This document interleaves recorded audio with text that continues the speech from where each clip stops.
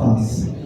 अब इन दोनों को बीच में एंजियोप्लास्टी की वजह से फॉलोअप के लिए भी जाना पड़ेगा, दवाइयाँ लेने भी जाना पड़ेगा, दवाइयाँ बदलने भी जाना पड़ेगा। तो अब अगर सवाल ये है कि एंजियोप्लास्टी के बाद घर पहुंचने के बाद लोग जिंदा जो रहते हैं वो कौन वाले लोग जिंदा ज़्यादा रहते हैं, जो हॉस्पिटल के करीब जिनका घर है या जिनका घर बहुत दूर है हॉस्पिटल से। इस पर रिसर्च किया गया कि एंजियोप्लास्टी के बाद जिनका घर हॉस्पिटल से बिल्कुल करीब है वो ज़्यादा जिंदा रहते हैं या जिनका घर बहुत ही दूर है वो ज़्यादा जिंदा रहते हैं। इस यहाँ पे देखते हैं इसका नतीजा क्या होता है। तो ये रिसर्च पेपर 2021 का, बहुत दूर का नहीं है। इसमें देखा गया है कि एंजियोप्लास्टी के बाद जिसका घर जितना दूर होगा उसके जिंदा रहने के चांसेस ज़्यादा होंगे। दूर होने का मतलब वो हॉस्पिटल कम जाएगा, दवाइयाँ कम लेगा, डॉक्टर से कम बात करेगा और ये इन सबसे छुटकारा मिलने से उसके मरने के चांसेस उल्टा कम हो जाएंगे। यानी कि इस परिस्थिति में रवि के जिंदा रहने के चांसेस ज़्यादा है। क्यों? क्योंकि वो बेचारे का घर हॉस्पिटल से काफ़ी दूर है। यानी कि जो हमारे दिमाग में अंधविश्वास है कि मैं तो वहाँ पे रहता हूँ जहाँ मेरे आसपास ही हॉस्पिटल की फैसिलिटी है, तो वही अंधविश्वास पूरी तरह से ध्वस्त होता है ये 2021 के ये यूरोपियन हार्ट जर्नल के इस रिव्यू पेपर से। तो मैं आपको ये बोलना चाह रहा हूँ कि किसी की कोई भी आस्था हो सकती है, उसमें मैं उंगली नहीं उठा रहा हूँ। मैं सिर्फ इतना बोल रहा हूँ कि जो मॉडर्न मेडिसिन है उसे साइंस बोलते हैं। अगर साइंस बोलते हैं तो प्रूफ पे भेज रहे हैं, किसी का आस्था पे भेज नहीं होना चाहिए। अब मान लीजिए एक परिस्थिति और ले लेते हैं। ये जो विजय है ये बहुत अमीर है, ये मरना नहीं चाहता, ये अपने सारे पैसा उड़ाना चाहता है, यूज करना चाहता है, पकड़ो उसको। और ये सोचता है कि दोबारा हार्ट अटैक आ जाएगा तो मैं क्या करूँगा, तब दोबारा हॉस्पिटल भागना पड़ेगा। तो ये हॉस्पिटल के कमरे के अंदर ही अपना घर बना देता है। विजय हॉस्पिटल के अंदर ही रहना शुरू कर देता है। लेकिन बेचारा रवि तो दूर है गांव में, दोनों का एंजियोप्लास्टी हो रखी है।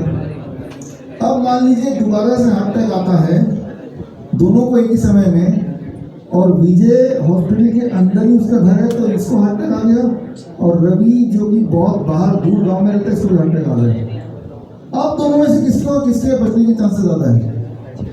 इस पे रिसर्च किया गया और रिसर्च का जो नतीजा मैं आपके आंखों के सामने रखता हूँ कि अगर हॉस्पिटल के अंदर हार्ट अटैक आए तो आपके मरने के चांसेस 40% है, और अगर हॉस्पिटल के बाहर अगर आपका हार्ट अटैक आए तो आपके मरने के चांसेस सिर्फ 4% है।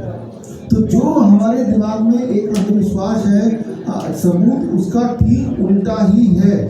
2015 का वॉल स्ट्रीट जर्नल, यानी कि हॉस्पिटल में जाने के बाद जो भी वो आपसे कर रहे हैं, आपके साथ कर रहे हैं, जो प्लास्टिक कर रहे हैं या जो भी कुछ कर रहे हैं, उससे आपके जिंदा रहने के चांसेस बढ़ते नहीं हैं, घटते हैं। और इस तरह के अगर आप देखें दुनिया भर में देखा गया है कि जब हॉस्पिटल से डॉक्टर्स गायब हो जाते हैं तब तक वहाँ की मृत्यु दर कम हो जाती है। याद रखिए कि हर साल पूरी दुनिया में साल में एक बार कार्डियोलॉजी मीटिंग होती है जहाँ पे 25,000 कार्डियोलॉजी हार्ट के डॉक्टर सम्मेलन में जाते हैं कुछ दिनों के लिए।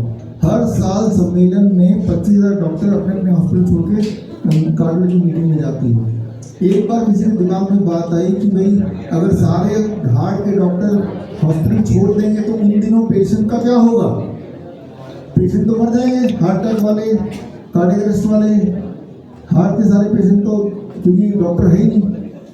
तो उन्होंने ये रिसर्च करने की कोशिश की कि देखें कि जब डॉक्टर सारे गायब हो जाते हैं हॉस्पिटल से दुनिया भर के मीटिंग में, उस दौरान क्या मृत्यु दर बढ़ जाती है?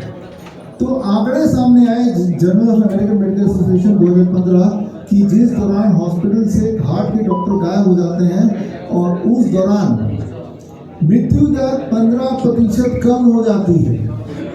सोच के देखिए, इलाज ना मिलने से बचने के चांसेस बढ़ जाते हैं। ये मैं नहीं बोल रहा हूँ, ये जर्नल बोल रहा है, और कोई एक जर्नल नहीं बोल रहा, ये दोबारा बोल रहा है बार बार।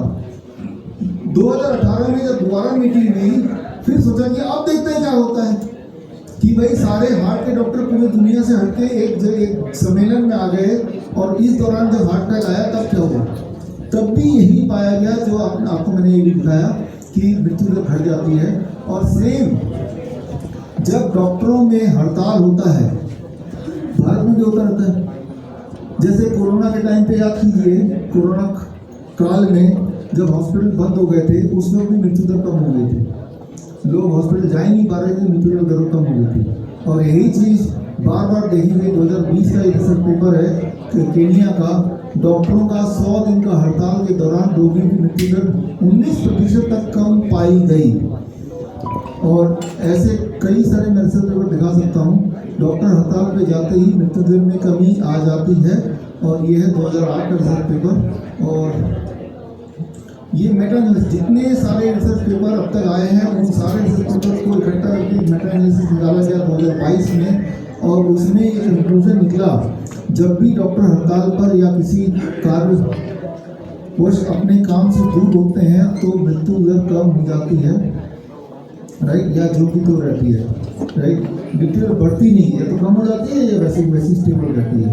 तो ये है 10वां मेडिकल सुपरस्टिशन कि हमारे दिमाग में अगर ये भरा हुआ है कि डॉक्टर मुझे बचा लेगा, या उसकी अगर मैं बच गया तो डॉक्टर मुझे ऐसे बच लेगा, और अगर मर गया तो मेरी किस्मत से मर जाऊंगा। जबकि सच्चाई ये है, अगर हम एविडेंस की बात करें, एविडेंस तो यही कहता है कि जो इमरजेंसी की इंटरवेंशंस हैं वो मौत का कारण बनते हैं, ना कि जिंदा रखने का कारण बनते हैं। तो आज के ये हमारे 10 मेडिकल सुपरस्टिशंस, और इसके और डिटेल में अगर आपको जाना है जो इसकी उसमें मिल जाएगा। इससे पहले पिछले साल इसी समय एक और किताब मिली थी, हॉस्पिटल ट्रैप, इसमें एक एक चीज़ के सबूत दिए हुए हैं। ये हर जगह ऑनलाइन आप खरीद सकते हैं, हमारे विश्व.com से भी ये ले सकते हैं। तो खैर, इसके साथ ही आज का जो हमारा मेन मुद्दा वो तो खत्म हो जाता है।